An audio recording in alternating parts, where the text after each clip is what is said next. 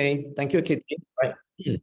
So, good morning, everyone. Once again, thank you so much for dialing in. And of course, I would like to extend the appreciation to each and every one of you that it's not easy because today is a Saturday morning, right? Despite it's a weekend, but yet, you take all the great effort, right, to actually dial in and actually spend an hour together with everyone here, right? So well done and congratulations to all of you for doing this remarkable feat, yeah? So now, nevertheless, first of all, my name is Ken. And just now, we have my partner here, Kitty. And why are we having this session today is that we find that along the way, when we actually talk to a lot of business owners or even business leaders, right? We find that, after the pandemic, things has changed a lot, especially right now, since the reopen of the business from last year, the month of May last year towards till right now. We have seen a lot of evolutions in terms of the business strategies, in terms of the way of doing business, and even to the extent of how people behave right now, not only in terms of the customers' behavior, investors, or even to the extent of employee behavior as well, isn't it, right? I'm sure that you all totally understand what I mean here, yeah, because we are all great leaders and we've gone through all these things, and it's not easy to go through all this transformation. And somehow today, right, why are we having this session is that we want to consolidate, things that we have seen, things that we have observed, and as well, some of the practical things that we have actually implemented. And we see that there's great results from it. And today you're here, we hope, we can share it with all of you. So definitely, we truly hope that this is a sharing session that we can truly deliver great values to each and every one of you. Now, nevertheless, I also know that each of you are great business leaders in your own niche area or in your industry for sure, But sometimes, right, it is also great for us to like co-share and open up our mind. And also, we share the experience among each other. And this is one of the reasons to do so, okay? So without ado, I'd like to take this opportunity to also introduce Kitty. Now, Kitty is definitely one of the great person that I met just recently, and it's truly remarkable. It was through a very bizarre moment where we actually just had a brush over the shoulder at a very, unsuspected place. It was at a public place, right? And we happened to bump into each other and we just clicked. And it was through that short stints of moment, right? Where we actually exchanged ideas and values and conversations. And we found that, hey, there's so much of value alignment, which is truly about giving. Yeah, of course, both of us are in the same industry of serving corporate clients, SMEs, things like that. But we find that what truly bind us together is the principle of giving values. And that's the reason why we are here. Of course, Kitty has a truly remarkable career and also truly remarkable, what we call that? The entire journey, yeah, of building her business and also transforming other people's business as well, right? So without ado, I'll let Kitty, take up these sessions and share with us what she has. Well, welcome, Kitty. Thank you, Ken, for the wonderful introduction. Indeed, Ken and I kick off very, very well right from the get-go. It's very serendipitous, even for me, and unimaginable, right? So basically, just to recap, right, these are some studies that we collated together from the market information. There's also some experiences from the survey or conversations that we had for people. And we aim that you truly can take back at least 1 to 2 things and begin implementing just to support you in your business. Okay. And I've been in this consulting work for over 10 years now. I wear many hats in consulting. And one of the things that I love to do is to study what's actually happening in the market. So let's have a look on what are the things that is happening, right? The concerns nowadays, everybody is like, oh my God, right? People are not spending and all this kind of stuff. So let's look at the first one. One of the first concern is stagflation. Stagflation meaning is stagnation and inflation in the market, right? Many businesses are worried about recession because that would impact whether you're a B2B or B2C. It's going to impact a lot more things in your business or organization, right? And currently, everybody is buzzing about the low or slow growth in the economy. So that is something that is in brewing. It's not a full-blown, but we are beginning to feel some of the impact, right? And what are those? Cost increase. We already start experiencing certain cost increase, whether it is a direct consumer thing or even your raw material for production, it doesn't matter. All these things are caused by because China is still a zero COVID policy. Why do we say China is one of the contributing factor? Is because their port is one of the major port in the world and many ships are still back up to today. The other thing that is contributing to this is the EU energy crisis, right? From the Russia-Ukraine war. Now, we may think it's got nothing to do with us so far away. Really? We are experiencing the effect, even if it's not directly from there. When we look at economy, we look at a very macro and how it actually impacts us even in Malaysia, right? So just imagine this. EU energy crisis, they are one of the major producer of biodiesel, if I'm not mistaken, right? And that impacts the price of oil all around, and it, like it or not, it will impact us somehow, right? And because of all these kind of things, whether it is personal spending, individual spending, consumer spending, or business spending, everyone starts tightening their budget, right? And when everyone starts tightening the budget, the whole entire chain, wherever you are, right? In the whole production chain, all the way to consumer, you are impacted to a certain extent, right? And of course, recently, market disruption become more and more, right? AI has been brewing for the past couple of years. It's reaching its maturity soon. Right now, it's still brewing, but it started a couple of years ago. So we are actually moving towards the maturity, and it's going to change the business landscape tremendously. And of course, things like Tesla, people launching more and more affordable product. Now, car markets, really, who knows what's going to happen next year? Speculation is saying car prices may drop. Don't know, right? But these will definitely impact some industry. So it depends on where you are, which part of what value chain you are along the way, right? And of course, the biggest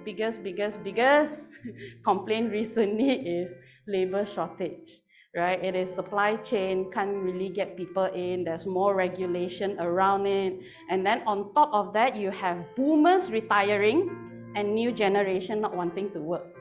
Or when they come to work, they ask you for the sky or whatever it is that they can squeeze. I recently just interviewed someone also, fresh graduate, I want 3,500 salary. I was like, administrative work do 3,500, fresh graduate, I want a pink sun, right? It doesn't just happen in Kuala Lumpur, right? The prices are slowly also going to our grassroots level, right? Those kampongs and things like that. So the question is, looking at a couple of things that is happening, what are your business concerns? Right? You can either unmute to share, or if you want to, you can also type it in the chat. And I will see if I can add as much value to you as possible in answering those concerns, right? Because after this is about what can we do, some case studies for your consideration. So please either unmute or type it in the chat. What are your concerns? Especially in your company, in your organization, what are the concerns? We heard a little bit from Yenling just now, right? Prices. What about the rest of you? What's your concern? Nick don't seems to have an issue with the sales front, maybe behind. Raw material. Chances are certain cost has increased as well, right? For those of you who don't know, Nick owns a chain of kopitiam called Hockey, is it? Right? Famous in Johor and Kuala Lumpur. So I assume the forefront not an issue, but the back front could probably be a rise of cost tremendously, right? So, okay, no response, no worries. If you have any concern, you can type it along the way and let's see if I can answer that for you. Because I like to cater towards supporting you instead of just going through my deck, okay? So, if we look at concerns, let's look at some examples of case study before going into solutions, okay? But this case study is based on certain concerns they have, certain initiative they take, and certain results that's generated. Now, Nike Fly Knit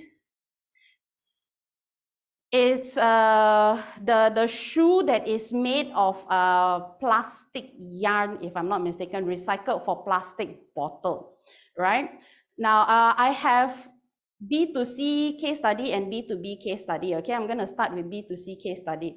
What happens is because they are manufacturing, they have either high waist, they have very high waist, and they are also not as efficient. It is causing them a lot of money leakages. So what happens is they begin looking into implementing sustainability in their innovation. Yan Ling said, exchange rate, increased cost, stagnant sales, perhaps due to change required internally. May not just be internally, there could be a factor of external that is contributing to many businesses. So when we look at this factor, we can then cater a little bit more on the internal change. I'll do my best to answer you, Yan Ling, along the way, okay? So because they decided that they want to actually save costs and not have such high leakages, they begin setting a goal to have higher sustainability in their innovation. So what happens? They design this whole fly knit line, right? And in their manufacturing process, it becomes little to no waste, right? It's a 5 years initiative and their sales is 1B and it's still ongoing up till now, right? So it will impact your back end and also your top end, okay, your top line, sorry.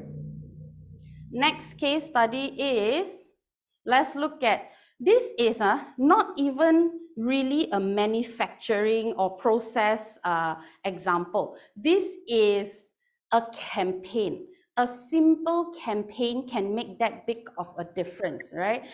Ken will probably share more with you because this is his level or his expertise area, right? Now, Dove Real Beauty campaign. The truth about Dove Real Beauty campaign is that they started long time ago, right? In 2004. But then what happens is it's because they were focusing on solving consumer issues. So because they want to solve consumer issues, they found out that from their research, women are not very confident with themselves, right? There is this whole social beauty and all these kind of things. So when they started their campaign, it wasn't a real beauty, but it's under the header. Their campaign was entitled Broadening the Definition of Beauty by Challenging the Stereotypical Conventions. Okay, and then each year they have different areas that they target, all under this Real Beauty umbrella. Until recently, they actually put out a bit more on this whole Real Beauty thing, right? So they started off with a simple goal: boost self-esteem of 15 million women. Today, over 19 million.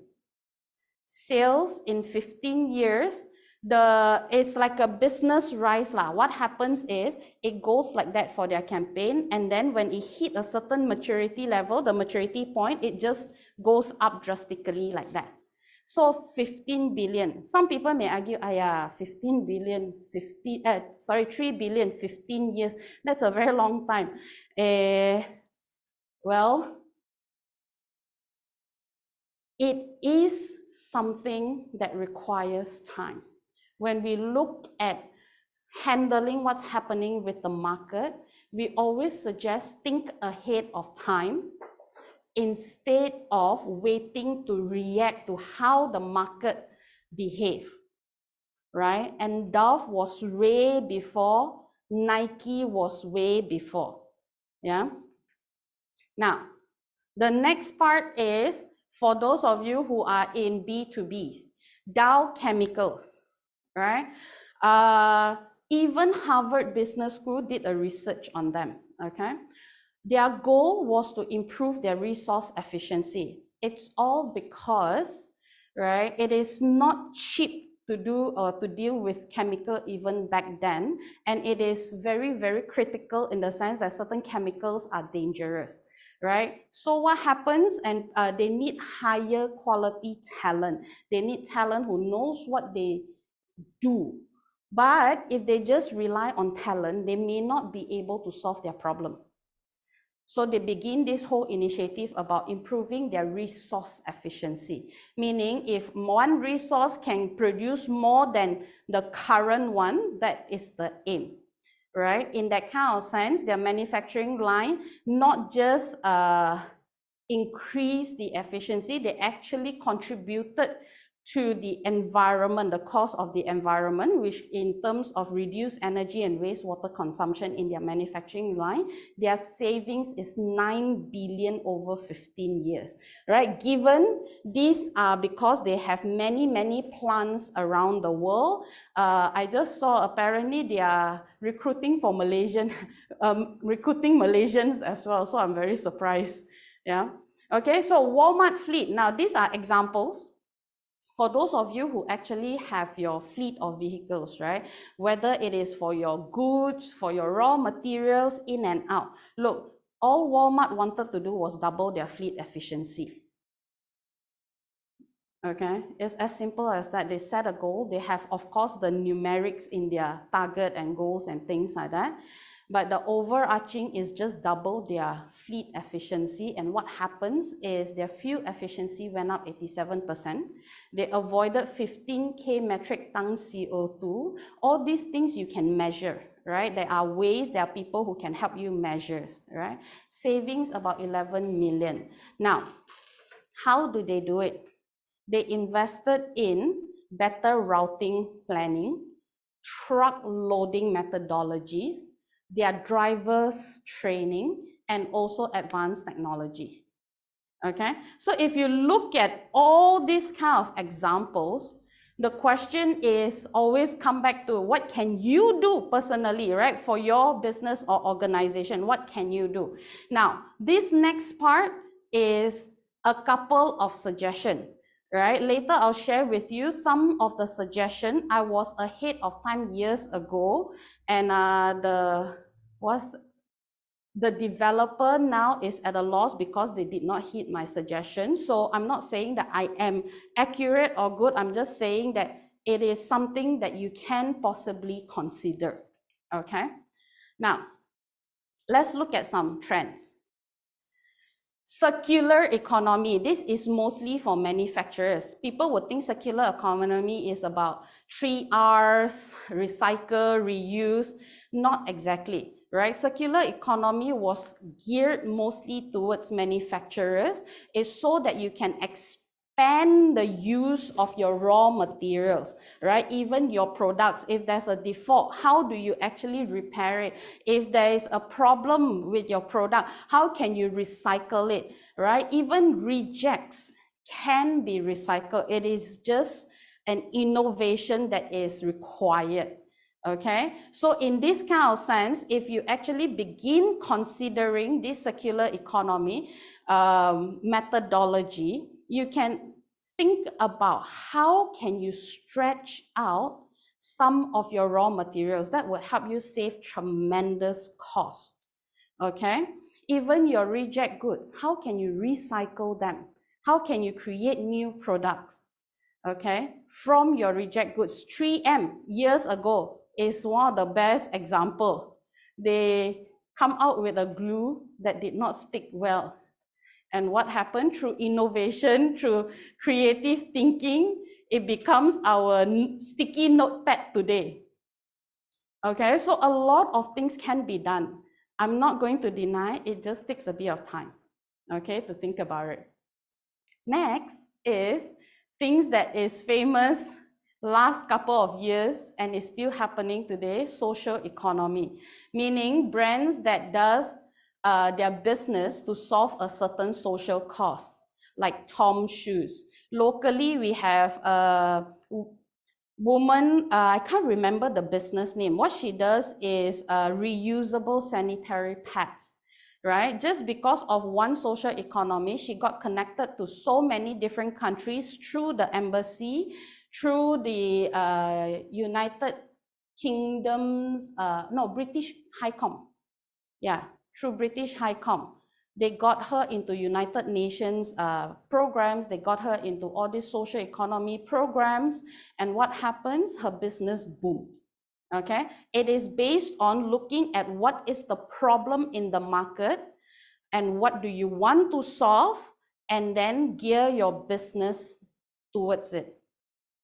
The next is we see more and more of this collaborative or shared economy, things like Airbnb, Grab, Uber, Carousel, right? Shopee, Lazada is getting more and more convenient, all because people want convenience. And in consumers' mind, if you're impacting consumer, they want to know that they are supportive of small businesses. That's the weird thing, right? So how can you do this if you're not in small businesses?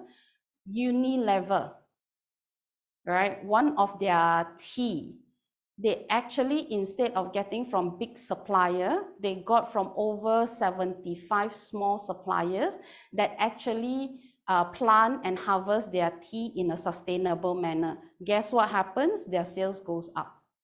Okay, so there's many ways to go about it. The next thing is the big buzz nowadays in Malaysia, Industry 4.0, right? Higher tech, smart automation, AI, which is things that is going to continue disrupting our economy. So you might as well consider if it's something that is a good long-term initiative or even investment for you.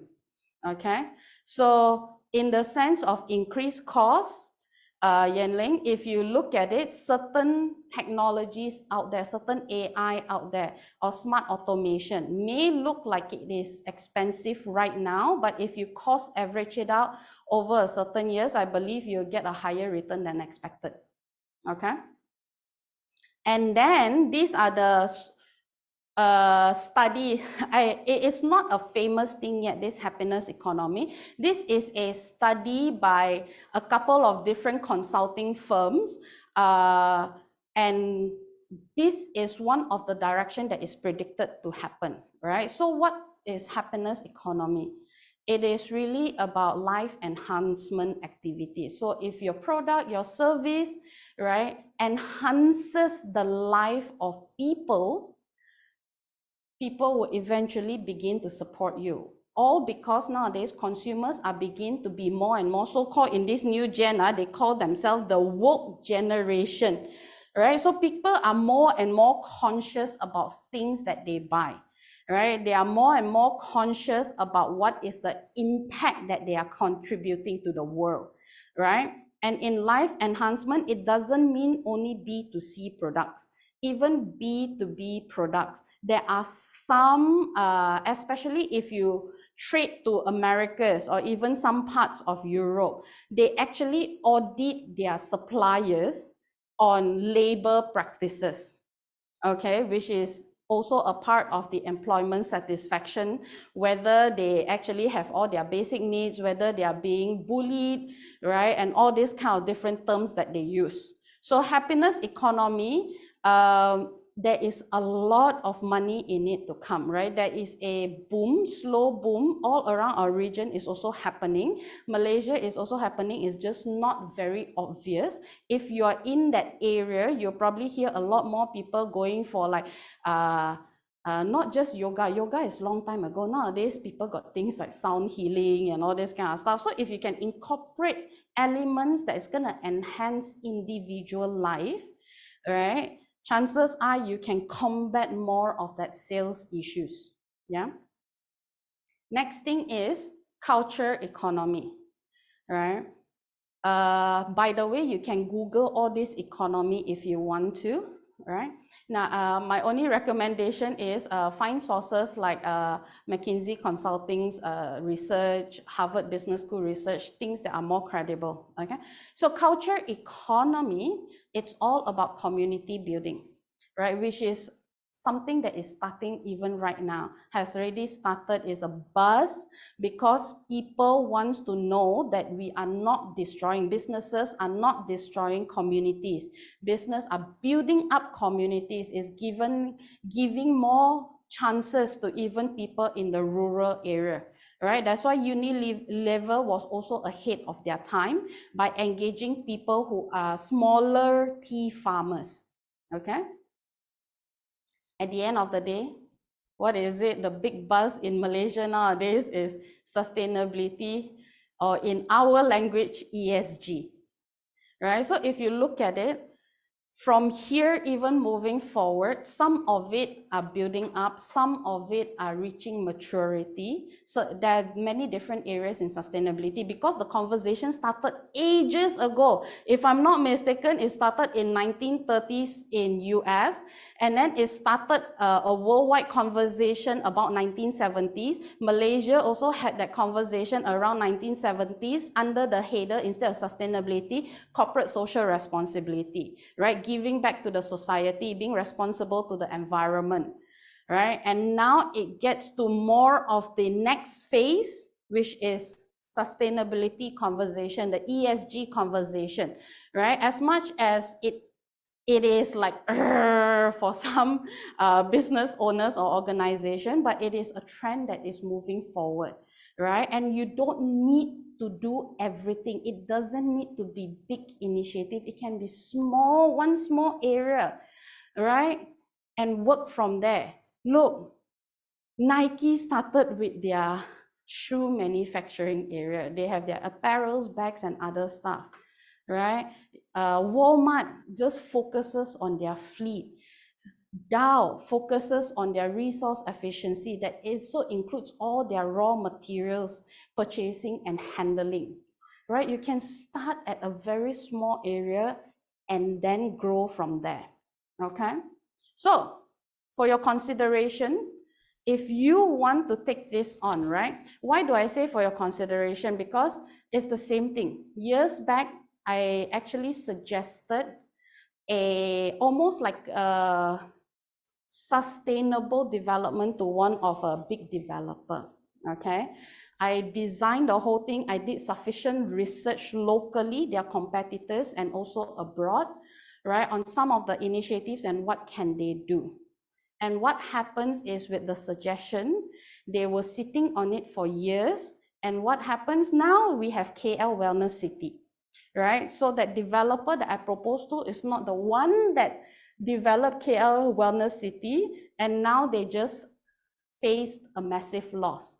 But the good news is, if you have any developer friends, there are still areas that can be done, right? For your business and for your organization, if you want an area to consider, you can always just chit chat with me. I can do a quick research and then let you know, okay?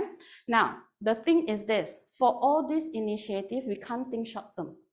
There is no way, right? If we're thinking about 1, 2, or 3 years, you're actually shooting yourself in the butt, right? A lot of technologies nowadays, even when we buy in, it averages, when you take it cost averaging longer, it actually helps you a lot better, right? And your goals, if it's just for the next 3 years, then you have to rethink again. You might as well own one big area, right, of cost or one of the sustainability indexes that you want to hit, and think about it for your organization for the next 10, 15 years, okay? Why? Because whether it is customer, right, B2B, whether it is consumer, your B2C, whether it is the talent that you hire, more and more people are looking for this, okay, business with purpose. So when you think longer term and you have that vision draft out, you're actually making your business more purposeful. And guess what? There are multiple, a lot, not just multiple, a lot of research out there talking about how consumers are willing to pay a little bit more for better quality. Some companies, right, they are willing to pay their supplier if they meet all the right what's that thing, audit, okay, audit requirements. Yeah, like I know some companies, they supply towards the end chain is supplying to United States, okay? They send people here to audit their labor practices, audit their raw materials, right? It's just really at the end of the day, if your business is purposeful, it helps a certain community, more and more people are willing to support.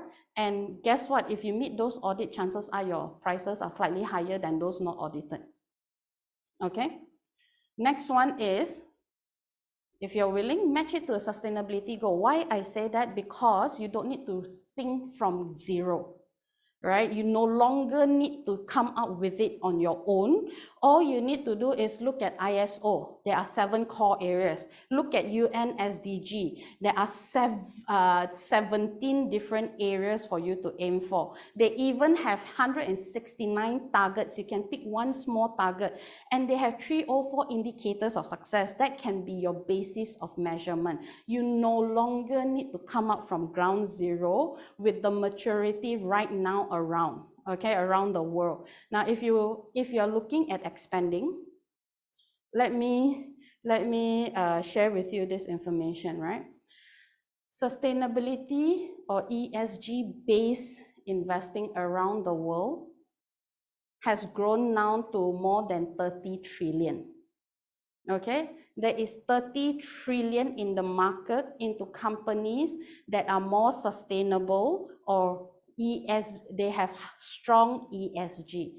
It is 68% higher than since 2004. Okay, and this amount is expected to continue to grow because people want more and more businesses that is purposeful, right? That is meaningful, that is sustainable, because it also lowers their risk from an investor's point of view. Okay? Now, yeah, need to make me small.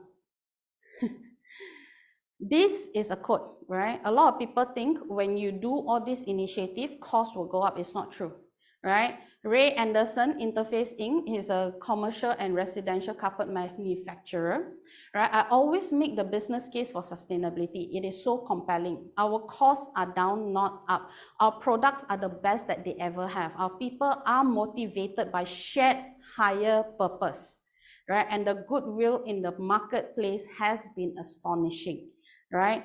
Note that it is not just residential and consumer, it is also commercial, okay? Now, last but not least is just to let you think about this even further. I need to go the other side. Thank you. Can make me bigger. In life, many people accept trade-offs. They think that in order to improve their product, they need to pay for it. This is not true at all. Going from vinyl disc to digital didn't increase the cost of music. If you don't accept those trade-offs, that something needs to be more expensive to be better or environmentally friendly, you will find that solution. It is now time for the world to get out of these preconceived notions on many of these cases and solve this trade-off, right? Why he says so is because if we keep thinking that everything needs to be more expensive, then we are indirectly also contributing to driving that price, okay? If you get into an and mentality versus a or mentality, where you have better products and lower costs instead of better products or lower costs, right? Where you have environmentally friendly products and offer better performing products to customers. That is the model that will win and is the model that the world needs. It doesn't necessarily cost more money. We have to get out of that mindset. We just need to get sustainability into our design and business model from the beginning, right? It doesn't mean from the beginning when you started your business, right? Because Unilever only adopted this also much later. It's by Paul Pullman, a CEO of Unilever, okay? So you can actually begin thinking about as simple as cost saving, right? And making sure that it is an area that is supportive of you in your business, the people who works for you, or the community, or even the environment, right?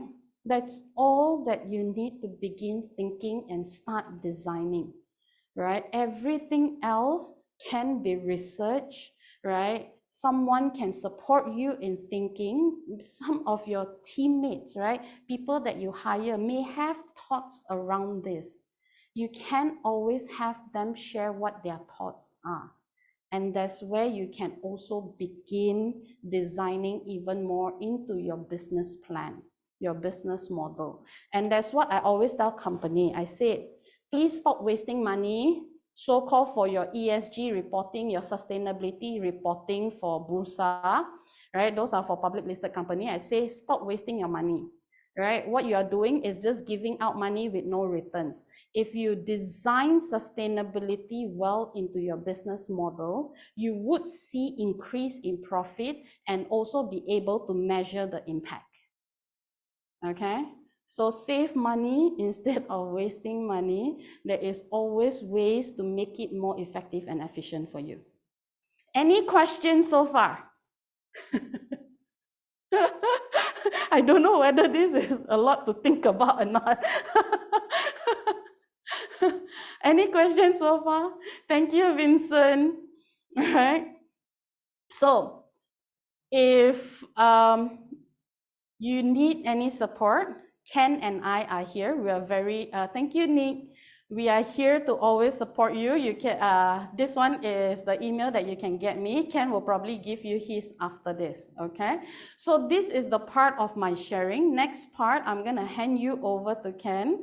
He's one of the most inspirational business person that I've met recently, right? Growing his business at the rate that he grew it, and the impact that he has created for clients is just simply astonishing and inspirational to me, right? And the best thing is he's willing to work along with me and being so nice and humble and very giving. So I'm very fortunate to have met him. So I'm gonna hand you over to Ken for the next segment of the value.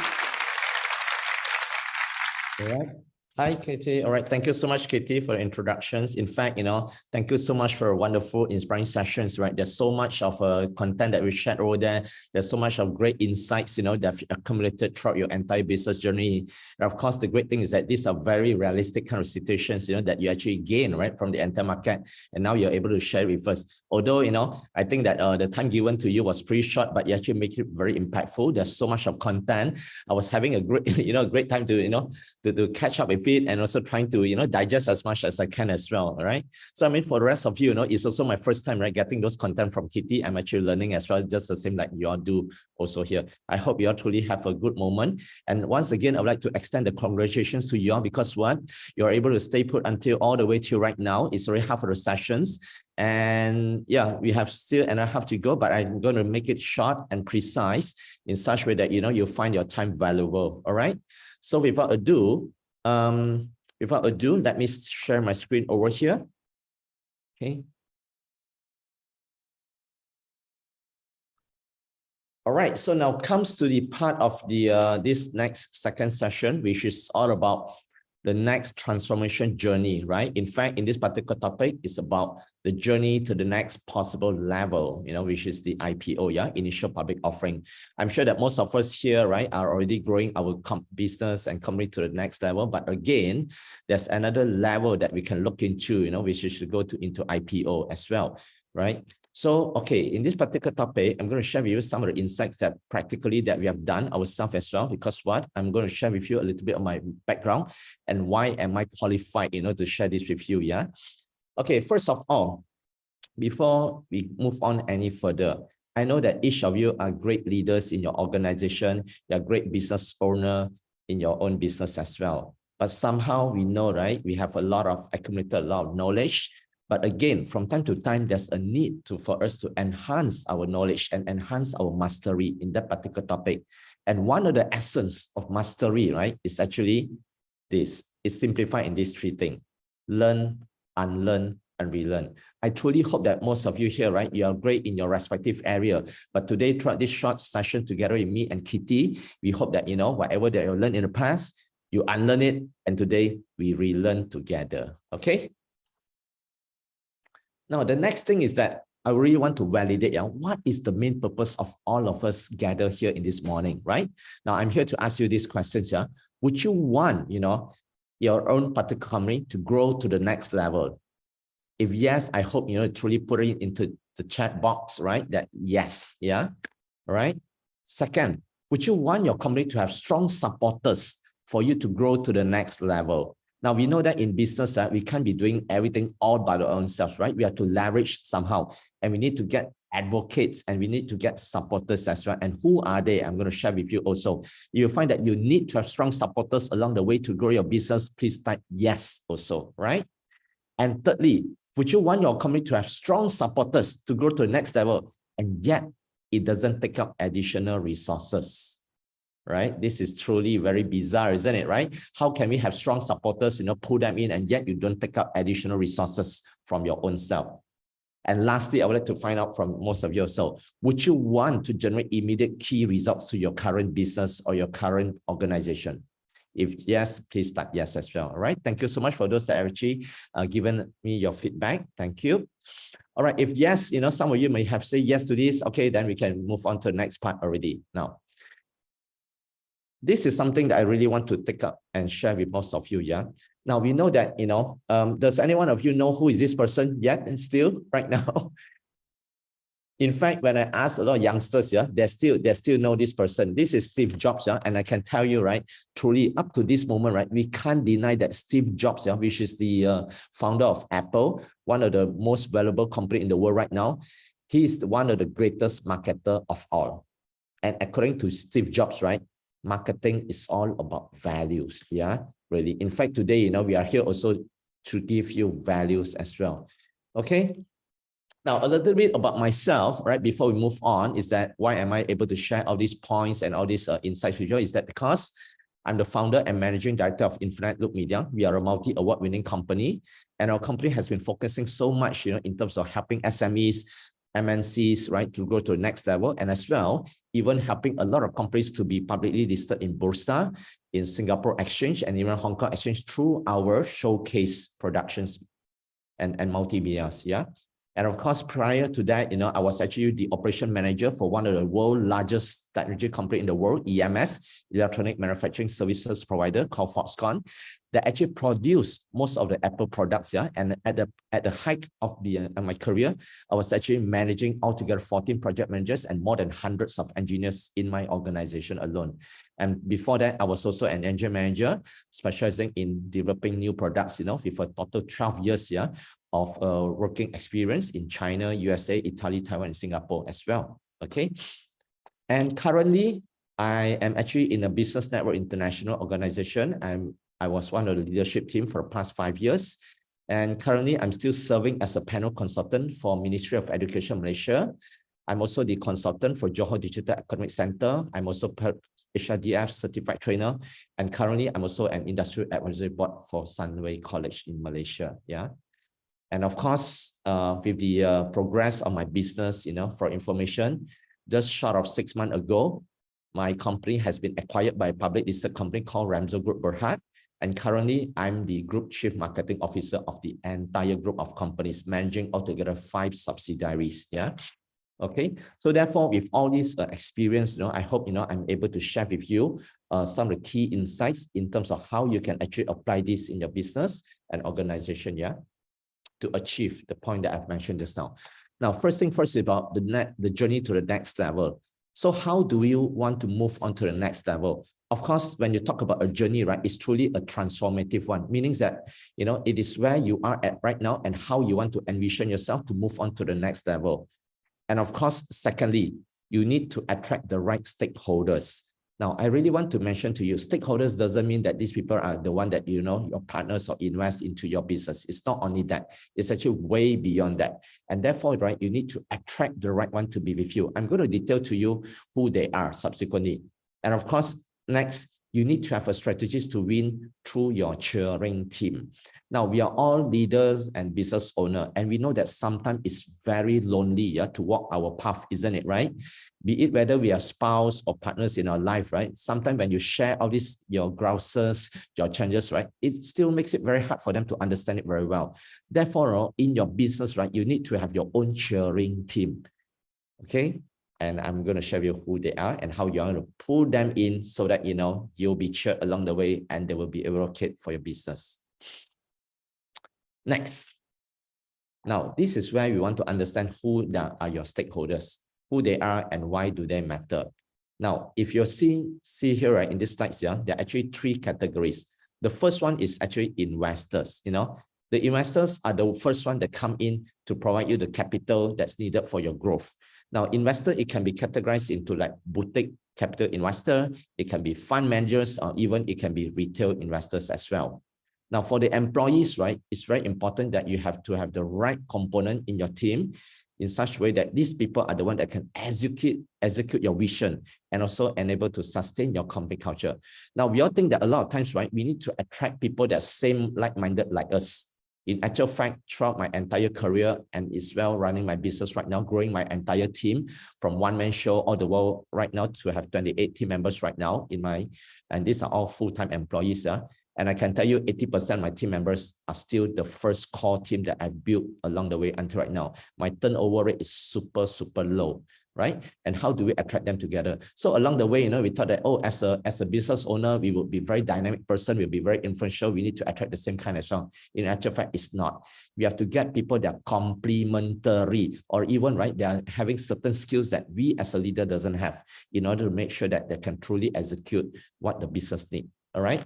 So the thirdly is all about customers. Of course, customers are the one that provide us the revenues. They are the one that truly validate whether your business model or your product, right, truly is the thing that what they truly need. So in a snapshot, right, this is all about investors, employee, and customer as a key stakeholders. Yeah, these 3 major areas you need to take care no matter what.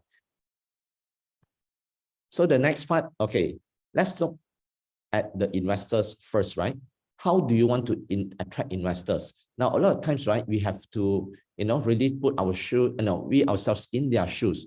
What are they truly looking for when they want to invest in a business? And I can tell you these 4 points here, right, are the one that we have validated through. We have actually helped a lot of public listed companies, right, to be showcased a lot across all these stock exchanges. And I can seriously tell you throughout the collected results, these are the 4 most important areas that they're truly looking for. Number 1, they're looking for a strong leadership team. Number 2, they're looking for a very clear business model with scalability. Now, this is something that we truly find remarkable because what? A lot of time we find that business owners are very good in their own business model. They truly know how to execute and work it out well. But again, if you're unable to communicate this business model with your investor, it's all meaningless and useless truly, yeah? Because when people doesn't understand how do you run your business, how do you make money out of it, they'll never dare to come and invest in you. So therefore, it's very important, yeah, to think about it. In the past, right, we could be like in those, in the predecessor generations of running business, they will always say that, we have to be secretive, we have to keep all these things to ourselves, we have to be very confidential.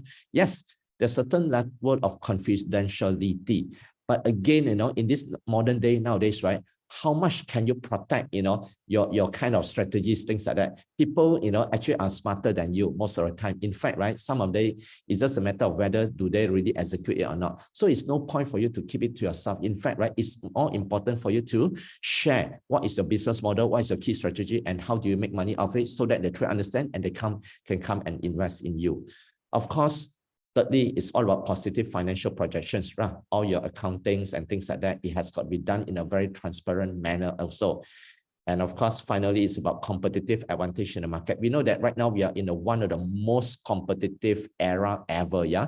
anyone is capable of doing anything, especially when it comes to the AI part.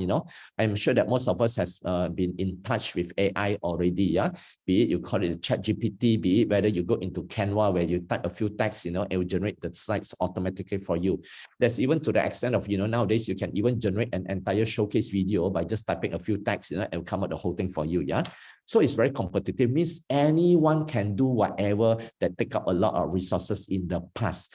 But again, how do you make sure that you're providing the unique value proposition to the market in such a way that there's none other than you that can truly deliver the kind of product or the kind of solutions right fit to the market itself? And this is exactly what the investors are looking for. Okay. Next, customers. Okay. We know that it's not easy to win customers' loyalty, right? Isn't it? Therefore, one of the key things is that how do you want to offer exceptional value and quality? Like just now I mentioned it at the very beginning, yeah. Steve Jobs, as one of the greatest, marketer in the world, already mentioned marketing is about values, But again, it doesn't mean that as in you are here just to create advertisement, you are here just to create a few messages and you can win or it. No.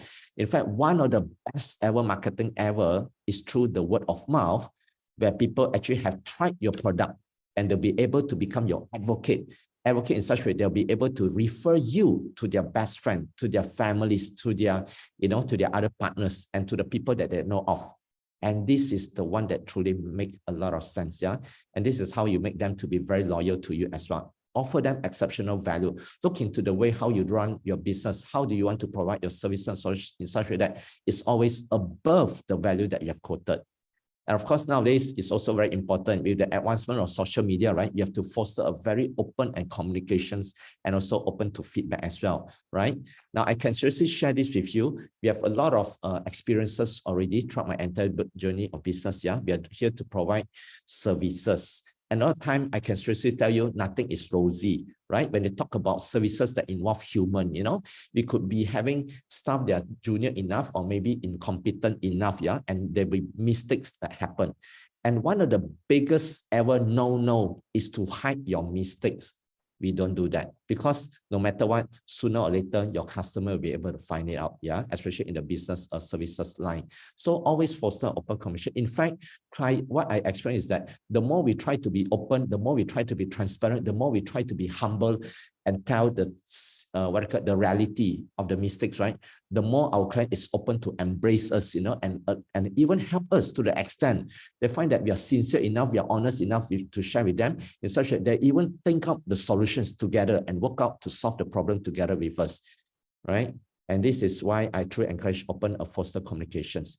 And of course, finally, always prioritize the customer relationship and experience. Now, this is something that I really want to emphasize. There's this concept called client intimacy.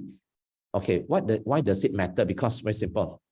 While you're serving your client, don't forget, actually, they're also always on the lookout for the next exciting thing. They're always on the lookout for a better services. They're always on the lookout for the better products as well.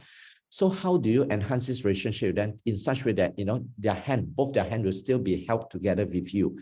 Therefore, it is the experience that matters the most. Regardless whether you're selling product, you're selling services, it is the experience that truly matters the most. Yeah. Okay. Now that's for the customer part. Now let's go on to the third advocate, or your third, what we call cheering team, which is the heart of your company. And we call it the employees, your workforce. Okay.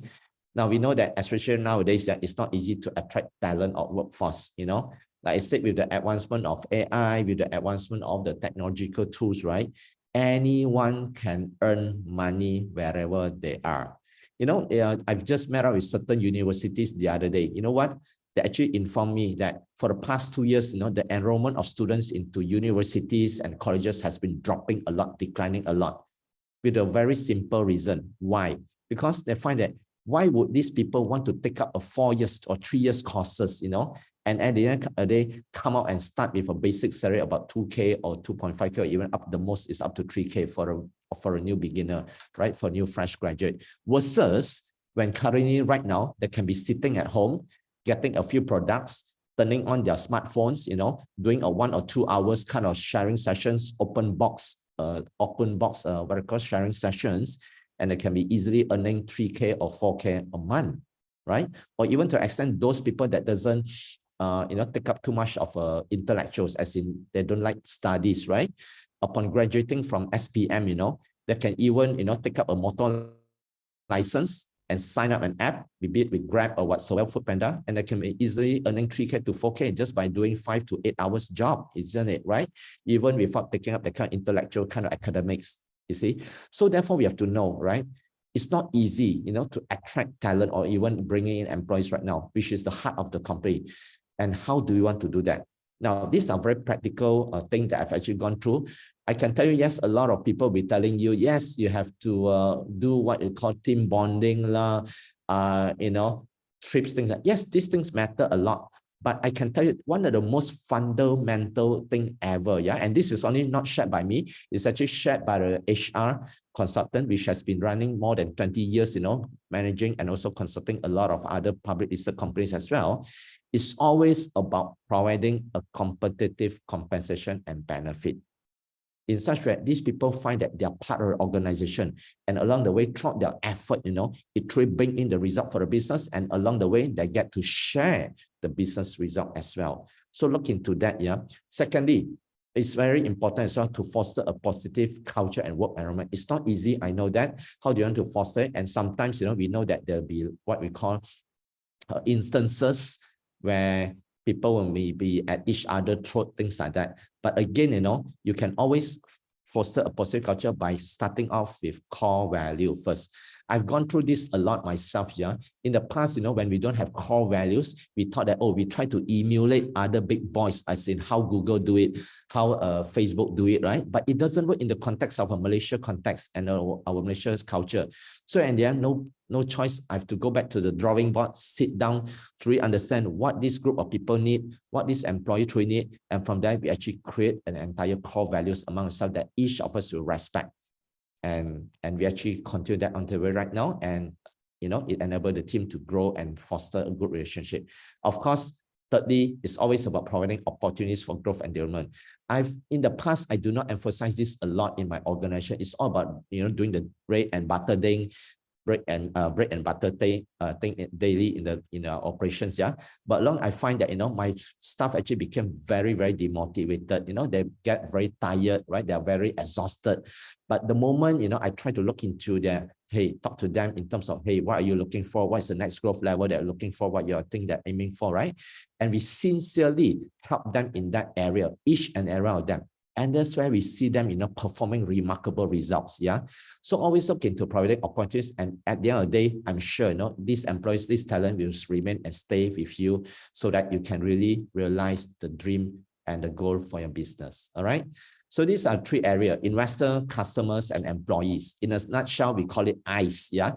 It's very easy to remember, right? If you want to really grow your company to the next level and along the way have cheering team and supporters, you have to remember, you must have I's. I, investor; C, customer and employees.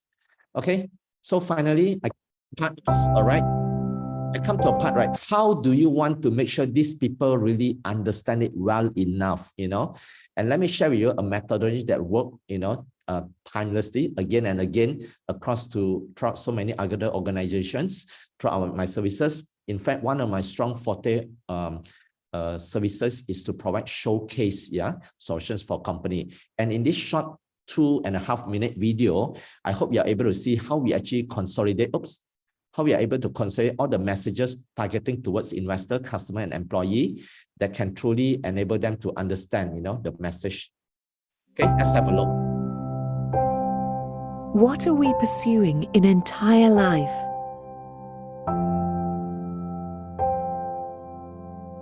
The moment we were born, we become one individual with own thoughts and emotion. We have love and care from our parents. We share. We smile. Busy with our own life as we grow. Life is a process. We share moments with each other. living the fullest out of our life. And if we can find happiness in the midst of living,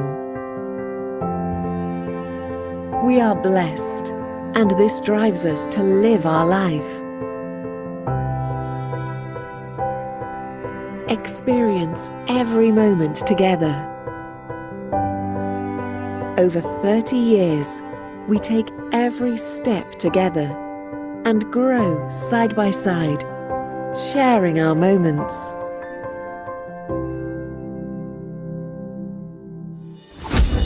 Since 1987, we never forget our aspiration.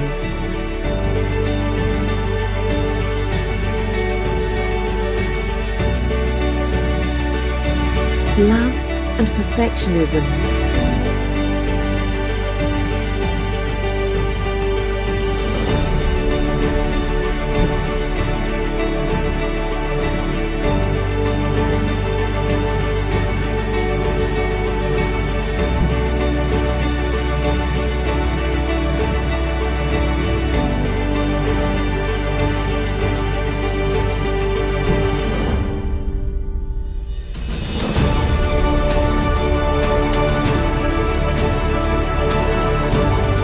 Steels, but steeped with hearts and soul.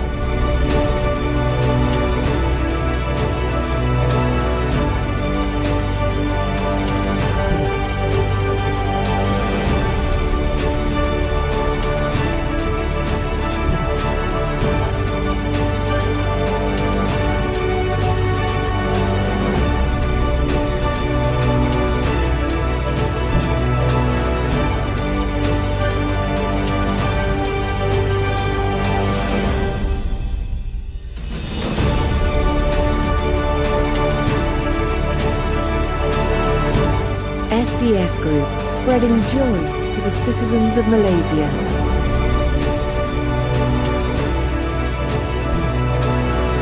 We stand taller every day from the strength bestowed from each one of you. As life goes on, we will still be there by your side.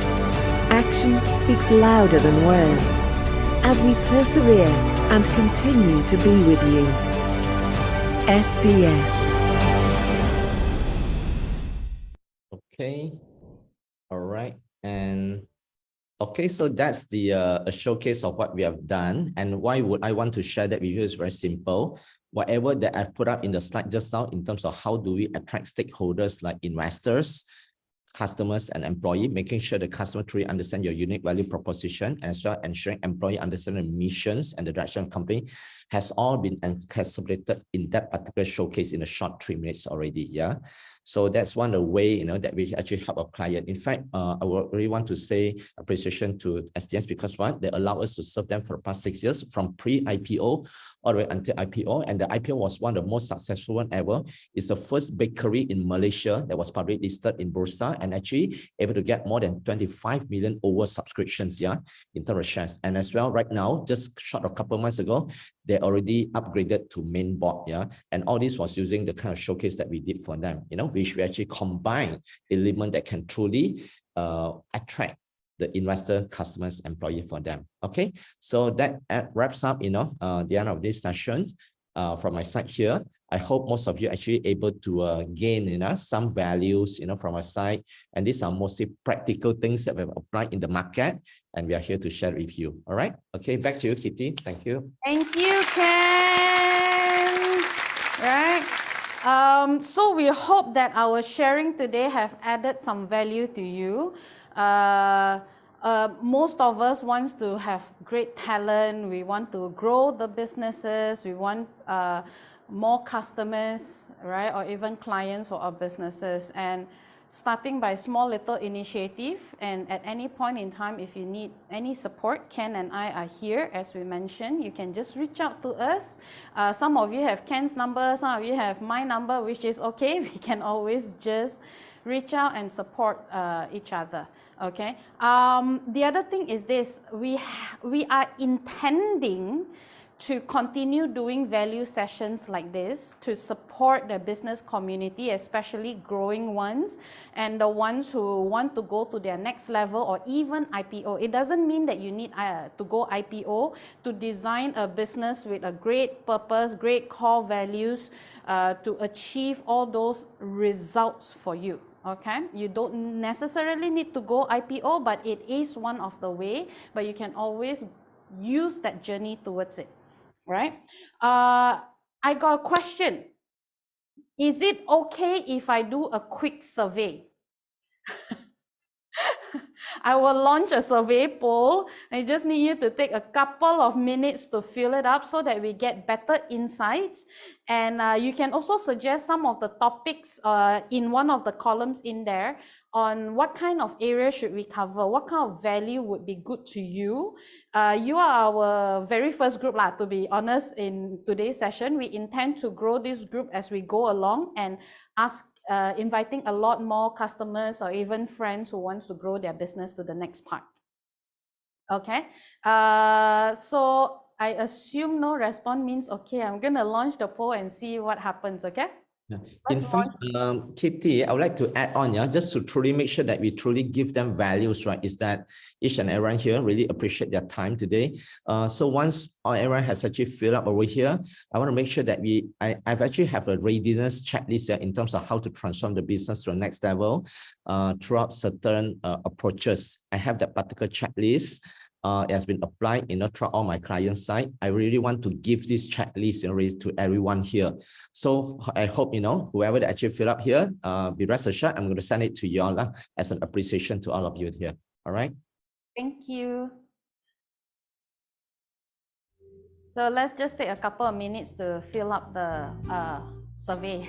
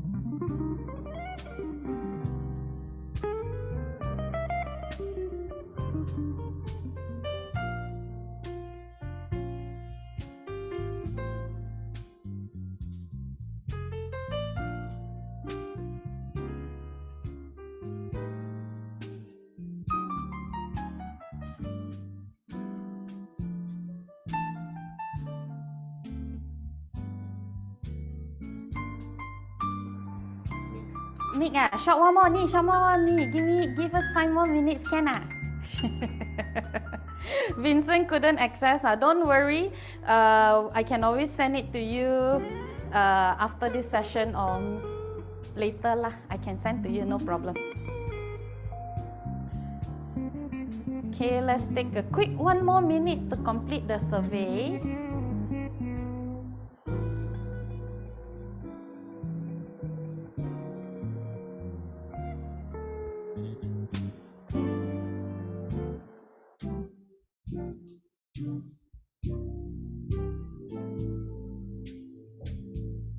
Offline, yes. Okay, thank you, Vincent. Can, no problem. We can always send it to you. Okay, cool. Then if that's the case, let's end the poll. Right, we will send you the survey for those of you who wants to fill it up. Right, Yenling, okay, we'll do so. Thank you. So as Ken is offering his readiness checklist, now those measurement reports for your impacts and things like that, if you're thinking for long term, even if it's not for listing, we also have it available because there is 304 indicators.